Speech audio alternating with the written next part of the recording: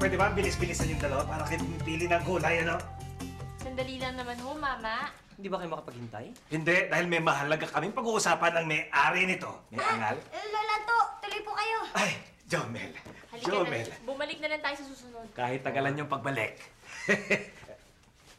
ang lola mo? Nasa loob po eh. Teka, bakit parang pagod na pagod po kayo? Kasi, alam mo, parang nawala ko yung librong pinahiram niya sa akin, yung Apo ni Bolinayen. Naku, yun po yung kwentong bahay ng mga tinggian. Tungkol po sa pag-iibigan ni Init-Init at Apo ni Bolinayen. Ayun! Yun. Lolo, bago po yung librong yun eh. Oo nga eh. Hindi pa nga po namin nababasa yun ni Lola eh. Kaya nga ako nag-aalala eh. Oh, baka Anto! Priming! Nandiyan ka pala. Oh, ano? Bakit? Hindi ba may pinahiram ka sa akin libro, di ba? Isang araw. Oo, yung kwento ni Init-Init at Apo ni Bolinayen. Yun. Oo. Isasali mo na. Tawa ka ng tawa dyan eh. Ano yan? Asan na? Kasi, limutan ko yata doon sa barberya ni Mang Celine. Hindi ko na kasi nakita eh. Pero huwag ka mag-alala kasi papalitan ko. Kahit anong libro, papalit ko doon. Nawala mo, Anto? Papalitan ko nga eh. Kabago-bagong bili ko pa lamang yun. Huwag kang Ay, nako. Pasensya ka na. Madami kasi akong dala nung araw na yun. Alam mo, hindi ko na napansin. Huwag kang magagalit sa akin. At anong gusto mo, matuwa ako? Ha? Ipinagkatiwala kong ipahiram sa'yo ang librong yon tapos iwawala mo lang. Papalitan ko. Papalitan ko. Huwag kang magalala. Papalitan ko. Ano ipapalit mo? Hindi basta-basta nakakakuha ng ganun libro. Hanapin ko ulit. Ay, Kung gusto nako. mo, ikukwento ko na lamang sa'yo. Ay, naku, hindi. Gusto kong magbasa. Alam kong gustong-gusto mo nang mabasa yun. Sabik na sabik ka na, kaya ikukwento ko na lang muna sa'yo. Lolo Anto, kung ipakwento sa'yo ni Lola yun araw-araw, gagawin nyo. Basta ba, para kay Fleming eh. Jomel, ha? Ano na naman pakanayan? Lola, bigyan nyo na po si Lola Anto na isa pang pagkakataon. Siya, sige. Ganito kasi yun. Nakarating si Apo ni Bolinayen sa mga ulap. Nagkakilala sila at nagkaibigan nung araw na si Init-Init. Isang araw, nagpumilit itong si Apo ni Bolinayen na sumama kay Init-Init. Umayaw si Init-Init kasi alam niya may initan lamang si Apo ni Bolinayen. Pero nagpumilit si Apo ni Bolinayen. Kaya nang sumikat si Init-Init, natunaw si Apo ni Bolinayen. Binalik ni Init-Init si Apo ni Bolinayen sa lupa. At pagkatapos nun, nakita sila ulit. Yan na ba, ha? Yan na ba yung kwento mo? Ay, nako! Hindi bali na lang. Hindi pa tapos. Babasahin ko na lang. Lola, kulang pa po ba yung detalye? Gusto niyo yata po magmaskara pa si Lolo saka mas maarte pa Hindi kasi siya maganda magkwento. Walang kabuhay-buhay. Para maganda, ha? Kailangan dagdagan mo ng iba't ibang uri ng pang-abay.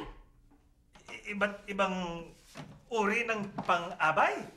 Oo!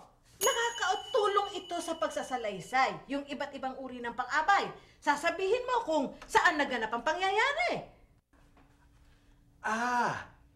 Halimbawa, nakarating siya sa ibabaw ng mga ulap. Yan! Pang-abay na panlunan ang tawag dyan. At sabihin niyo po kung paano niyo ginawa ang kilos. Parang ganito. Sa halip na nagkakilala sila, mabilis silang nagkakilala. Oh, ayun! Ang tawag naman dun pang-abay na pamaraan. At syempre, kung kailan nangyari. Naganap ang kwento nung unang panahon. Oh, yun! Ang tawag naman dun pang-abay na pamanahon. Di Lolo, ngayon alam niyo na po na kaya niyo na siyang ikwento ng malinaw. Hayaan mo, pag-aaralan ko itong mabuti, Primeng. Kapalit ng libro yung pagkukwento ko. Ay, nako! Ewan ko sa'yo, Anto. Basta hanapin mo yung libro ko. Hay! Hiram-hiram ka, hindi ka marunong magsole, iwawala pa. Jomel, Po. mapapatawad pa kaya ako ng lola mo? Siguro po. Ay, ewan ko po. Lika, tulungan mo ko mag-ensayo. Kayo na lang po. Hindi pa ako tapos magbasa eh. Hanapin niyo na lang po yung libro.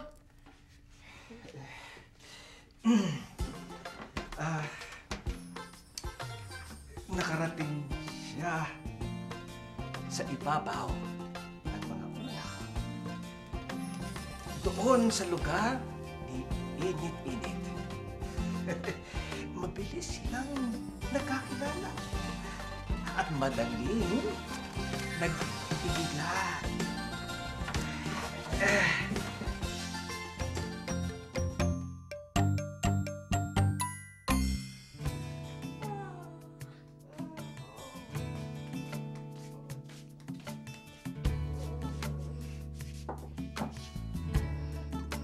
Maaga pa pala. Tutulog muna ako. Ay! Nakakagulat ka naman, bata. Ay, hindi po ako bata ha. Ako po si Jomel. Sino po ba kayo? Ako, si Init-Init, ang araw na asawa ni Apo ni Bolinayan. Init-init? Hindi naman po kayo mainit eh. Saka hindi naman po kayo maliwanag eh. Gusto mong sumikat ako ngayon sa harap mo? Biro lang naman po. Alam ko naman po na masyado pa pong maaga, di ba? Pasensya ka na. Mainit lang kasi ang ulo ko. Nag-away na naman kami ni Apo ni Bolinayan. Pinipilit niya kasi akong sumama siya sa akin tuwing sisikat ako. Ang sabi ko sa kanya, hindi pwede. Pero mapilit pa rin siya. Nagkasagutan kami. Nainis ako, kaya ayun, iniwan ko muna siya. Mawalang galang na po, init-init. Kung ipaliwanag niyo po sa kanya kung saan at kailan po kayo sisikat at kung paano po kayo sisikat. Kailangan pa ba yun? Opo, para po malaman niya kung bakit ayaw niyo po siyang isama. Oo nga, ano? Sabi po ni Lola ko, para daw po mas malinaw ang kwento o pagsasalisay, gamitan daw po natin ang mga uri ng pang-abay na panlunan, pamanahon, at pamaraan. Paano ba gagamitin ang mga yan? Halimbawa po, saan po kayo sisikat? Sa silangan. Ako ay sisikat sa silangan. Yan po ay halimbawa ng pang-abay na panlunan. Isinasaad po niya kung saan po magaganap ang kilos. Kailan naman po kayo sisikat? Sa umaga. Ako ay sisikat sa umaga. Yan naman po ay halimbawa ng pang-abay na pamanahon. Isinasaad po niya kung kailan magaganap ang kilos. Paano naman po kayo sisikat? Ay! Nako! Kung nasabi ko lamang kay Apo ni Bolinayan, ako ay sisikat ng napakaliwanag at napakalakas na hindi niya makakayanan ng init. Yan naman po ay pang-abay na pamaraan dahil sinasagot po niya ng tanong na paano. Dapat pala sabihin ko sa kanya lahat ng yan. Kung saan, kailan, at paano ako sisikat. Para maintindihan niya at mapatawad niya na ako. Sandali lang po. Init-init. Kasi po, mag-uumaga na po. Baka po pag sumikat kayo, ako naman po ang matunaw. Baka pwede lang po. Maraming salamat sa tulong mo, Jomel.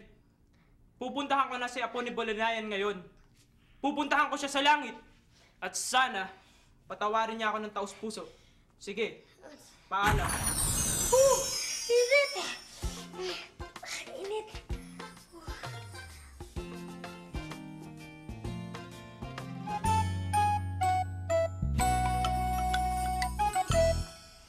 Nakarating si Apo ni Bolinayan sa ibabaw ng mga ulap.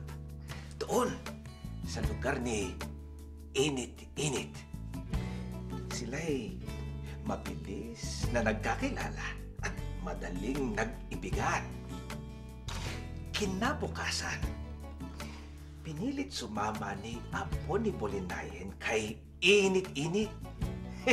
At nang sumikat ng sobrang init itong si init-init, natunaw si Apo ni Bolinayen. Ay, maganda naman, Jomel. Masarap naman pakinggan. Opo, mas malinaw na po yung paglalarawan nyo sa mga pangyayari sa kwento ni Apo ni... Apo ni Bolinayen. Ayun! Naku, salamat, Jomel. At salamat din sa pang-abay na pamaraan, panlunan, at pamanahon. Ikaw nagturo sa amin nun. Sa akin. Priming. Priming, galit ka pa ba sa akin? Pasensya ka na talaga eh. Hindi ko naman talaga sinasadyang mawala yung libro mo eh. Naku Anto, napag-isip-isip ko nga na masyado yata akong nainis sa'yo kanina. Pinapatawad na kita. Pasensya ka na rin sa inasal ko, ha? Naku, walang ano man yun, Priming. Naiintindihan kita. Ako, salamat, ha? Maupo nga tayo. Salamat. Walang ano man din. Lolo, paano po yung inensayo nyo?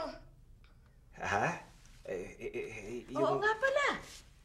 Di ba sabi mo, ikukwento mo na lang sa akin? Nalagyan mo na ba ng mga uri ng pang-abay, ha? Siyempre. Aba? Aba nagagamit ko na ngayon ang pang-abay na panlunan kung saan nangyari ang kilos. Aba, Pamanahon kung kailan. At pamaraan kung paano ginawa ang kilos, ha? aba. Mas maikukwento mo ng malinaw. Di ba? Kwento? Oo! Ikukwento mo sa akin yung kwento ni Init-Init at ni Apo ni Bolinayen. Di ba? Ang kwento ni Init-Init at Apo ni Bolinayen. Oo! Kukwento? Ako, matutuwa ka, Priming. Saglit lang. Ha? Yan.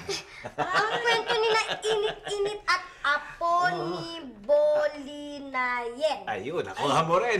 Hinatid ni mga, ano ka pangalan ng barbero? Ni mga Silig. Dito sa bahay. O, naiwanan ko nga doon sa barberin niya yung libro.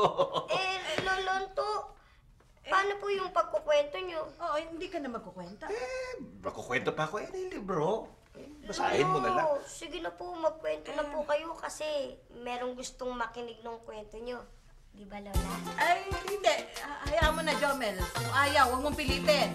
Ayaw magkwento Huwag na lang. Pipilitin pa. Tutuloy ko na yung kwento. Sinimulan ko kanina. Huwag na lang. Mapapagod ka pa Timing naman Sabi mo, ayaw mo. Ikukwento ko na. Makinig